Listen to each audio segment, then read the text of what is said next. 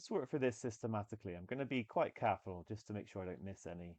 So we can't have three 5p's because that will give a total of more than 11. Therefore, the most we could possibly have would be 2.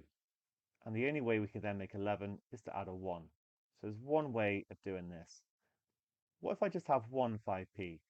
Then I need to make a total of 6. So I've turned it into like a smaller problem. So I could have 3 2's, or I could have 2 2's, or I could have 1 2, or I could have 0 2's. Actually, my emphasis has been on the 2's, but you can obviously see that I then fill it with 1's.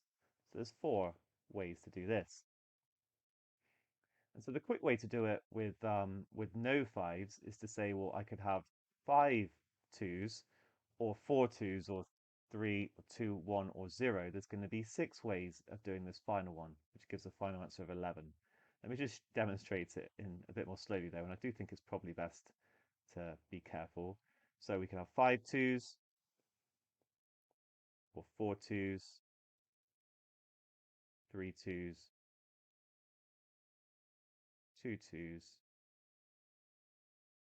I was just saying that we don't actually have to write this down if we can figure this out, or 1 2, or finally just 11 1, so 0 2's. So that is it. That is it. We've really, as you can see, we've really carefully worked our way through the different numbers of 5, starting with 2 5's. I think that's a good idea, working down to when there's more combinations. But after you've got the 5's, focus on the 2's and go from there. Well done.